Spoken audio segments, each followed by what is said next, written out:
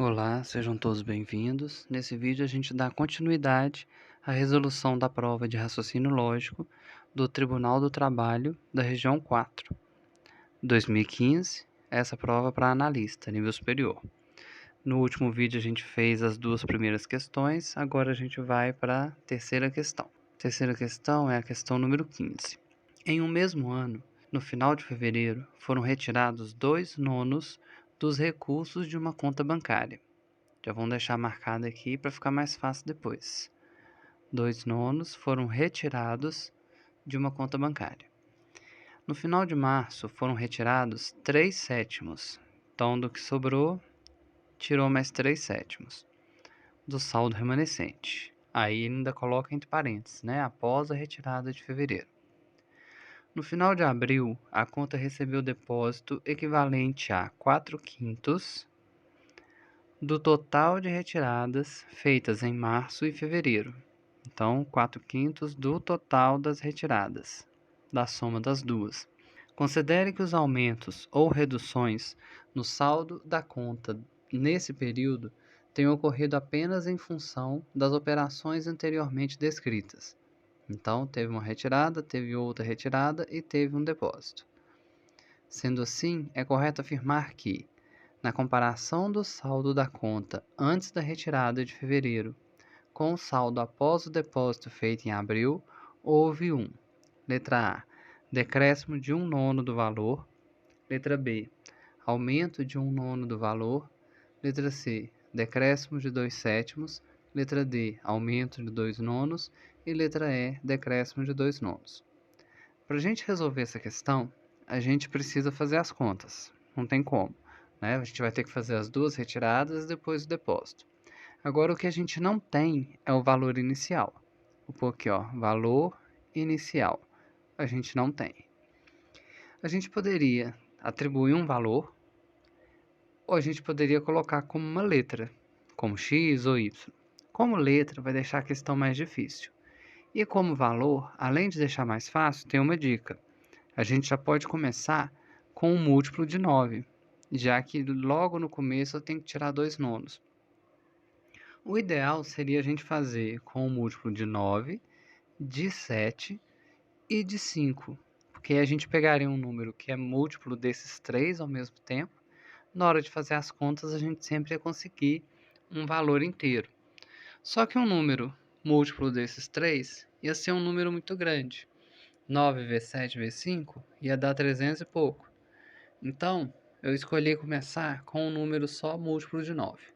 Eu poderia começar ou com 9, ou com 18, ou com 27.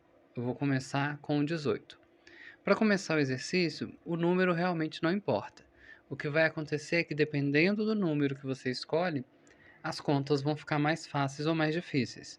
Mas com qualquer número que você escolher, vai dar certo, se a gente seguir o enunciado. Então, a primeira coisa que eu tenho que fazer, eu escolhi o meu 18 aqui como valor inicial. Eu vou assumir que vai ser 18, porque eu quero. Qualquer valor que eu pegasse ia dar certo. Daqui do 18, eu tenho que fazer menos 2/9, que é a retirada de fevereiro. Ó, rabisquei aqui. Eu tenho que fazer menos 2/9.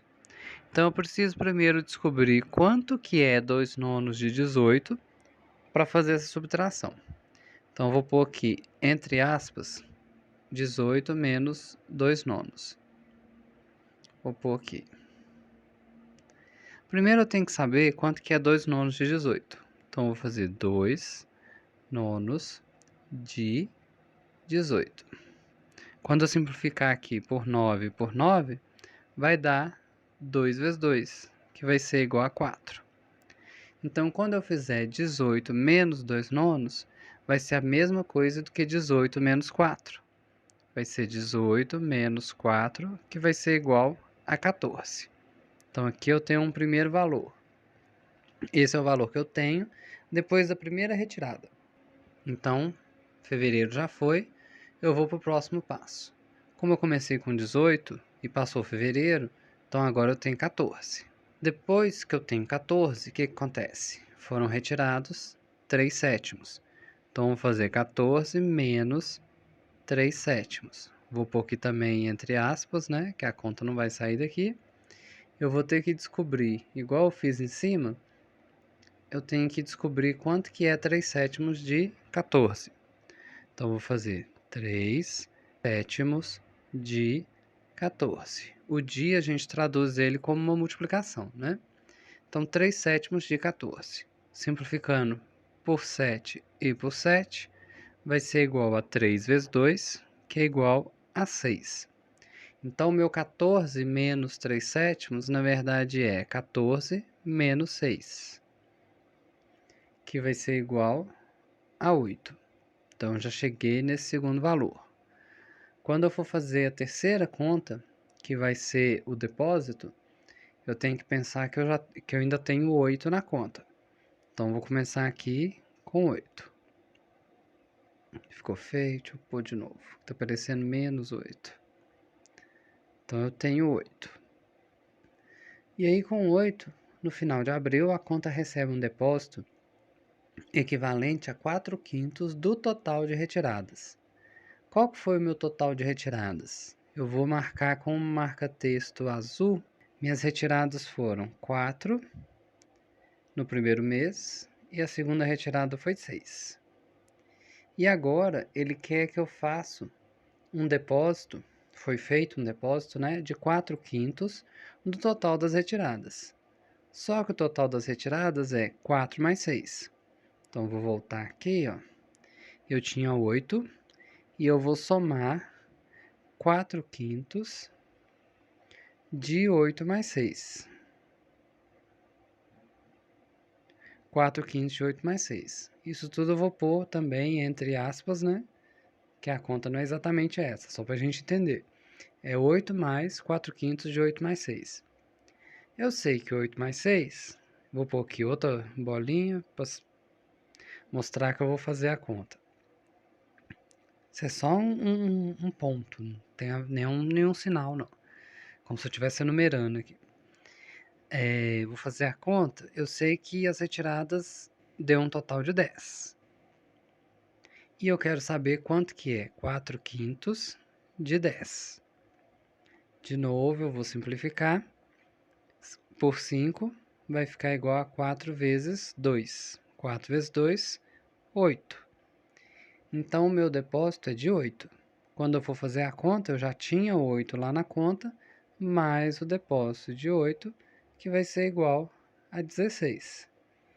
Então, ter escolhido 18 lá no começo aqui foi uma boa opção, porque até agora as contas estão dando continha fácil de fazer. Então, primeiro tirou 4, tirou 6 e agora depositou 8. E 8 mais 8 ficou 16. Aí agora a gente vai para a pergunta. A pergunta deles tá aqui, ó. Ficou resumido aqui, né? Houve no final das contas, houve decréscimo ou aumento. Pela letra A, decréscimo, letra C, decréscimo, letra E, decréscimo, letra B e D, aumento. Então, vamos ver o que aconteceu. No exemplo que eu peguei, né, eu pensei que eu comecei com 18. E agora, eu tenho 16. Então, inicialmente, eu tinha 18. E agora, no final, eu tenho 16. Então, houve um decréscimo. Se houve um decréscimo, eu já posso eliminar a letra B, que fala em aumento. Já posso eliminar a letra D, que também fala em aumento. Agora, de quanto que foi o decréscimo? Foi letra A, 1/9, letra C, 2/7 ou letra E, 2/9? Para a gente saber quanto que foi, o que a gente pode fazer? A gente pode pensar numa simplificação, talvez. Primeira coisa em comum que tem, que os dois números são pares. Se eu pensar que o total de 18, no final das contas, ele foi subtraído em 2, eu posso tentar dividir tudo por 2, para ver como que vai ser. Tudo não, né? Eu vou dividir o inicial. Se eu divido o inicial por 2, eu consigo fazer aqui 9 partes. Se eu dividir aqui por 2, o resultado é 9. Então, tem 9 partes de 2. E de 18 para 16, eu perdi uma parte de 2. Então, se antes eu tinha 18, esse 18 ele representando 9 nonos, que é o inteiro, né? É igual a 1 inteiro, no meu caso aqui de 18. E agora eu tenho 16, eu perdi 1 nono. Então ficou 9 nonos menos 1 nono. Então agora o que sobrou são 8 nonos. E esse 8 nonos de 18 é igual a 16. Então 9 nonos seria o 18. 1 nono equivale a 2, nesse caso, né? E 8 nonos, 16. Então aqui a gente já tem nossa resposta. O saldo, ele sofreu um decréscimo de 1 nono do valor. Então é letra A, o gabarito dessa questão.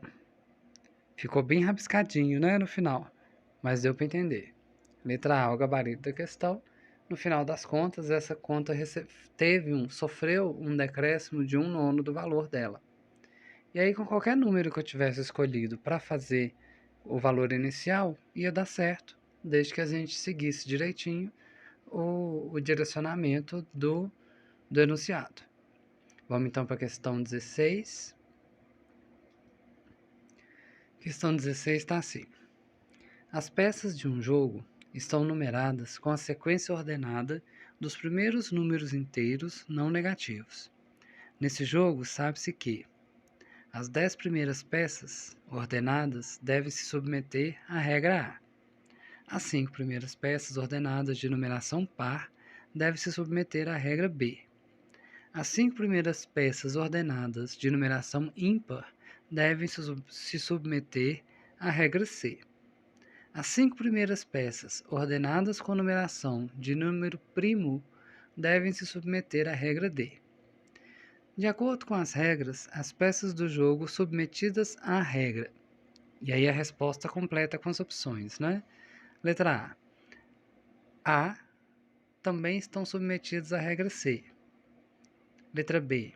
A também estão submetidos à regra D. Letra C.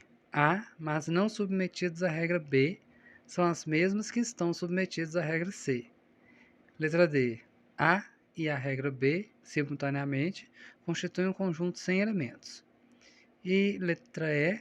B e a regra C, simultaneamente, constituem um conjunto de um único elemento. Aí a gente primeiro tem que traduzir quais são as regras, né? Vamos começar aqui, ó. As 10 primeiras peças ordenadas devem se submeter à regra A. As 10 primeiras peças ordenadas, que está numerada numa sequência ordenada dos primeiros números inteiros não negativos. Então aqui, números inteiros não negativos, as primeiras 10 vai de 0 a 9. 0, 1, 2, 3, 4, 5, 6, 7, 8, 9. Na segunda regra, que vai ser a regra B, são as 5 primeiras peças ordenadas de numeração par. Então vai ser 0, 2, 4, 6 e 8. 1, 2, 3, 4, 5. 5 primeiras peças. A próxima regra, que é a regra C, são as de numeração ímpar. 5 primeiras também. Então vai ser 1, 3, 5, 7 e 9. E na letra D não, né? Submetidos à regra D, são as 5 primeiras peças com números primos. Então aqui eu vou puxar para não ficar, não vou mais aqui para baixo. Vai ser o 2, o 3, o 7, 9 já não é primo, agora é 11 e 13. São 5 também, né? 2, 3, não, ficou faltando 5. Deixa eu voltar aqui. Quase esqueci. 2, 3. Lembrando, né? Número primo é o número que só tem 2 divisores. 1 e ele mesmo. Então, 2, 3, 5, 7 e 11. 5 números. 1, 2, 3, 4, 5. E aí vamos para a letra A. De acordo com as regras, as peças do jogo submetidas à regra A também estão submetidos à regra C. A regra A é de 0 a 9. A C são só os ímpares. Então, a letra A não faz sentido. Letra B. Quem está submetido a A também está submetido a D. A A é 0 a 9 e a D é só número primo. Então, não faz sentido também. Letra B, não tem como estar submetido às duas ao mesmo tempo. Letra C. Quem está submetido a A, mas não está submetido a B, são as mesmas que estão submetidas a C. Então, quem está submetido a A, de 0 a 9, mas não está submetido a B, ou seja, não é par, está submetido a C. Se não é par, é ímpar. Para mim, até agora, é a letra C que faz algum sentido. Tá de 0 a 9, se não é par, é ímpar. É isso que a C está falando. A letra D está submetida a A e a B, ou seja, é de 0 a 9 e é par, simultaneamente constituem um conjunto sem elementos. Não, isso está errado. Quem é de 0 a 9 e é par, ao mesmo tempo, a gente vai ter todos os pares. Não vai ter um conjunto com um elemento ou sem elementos. Vai ter um conjunto com 5 elementos. Exatamente quem está sobre a regra B. 0, 2, 4, 6, 8. Então a D também está errada. E a letra E. Quem está submetido a B e a C, simultaneamente, constitui um conjunto de um único elemento. A peça do jogo submetida à regra B e C, a B é que é par, a C é que é ímpar. Constitui um conjunto de um único elemento. Não, está errado. Não é um conjunto de um único elemento. É um conjunto de 100 elementos. É um conjunto vazio. Porque ou você é par ou você é ímpar. Não tem uma regra exclui a outra.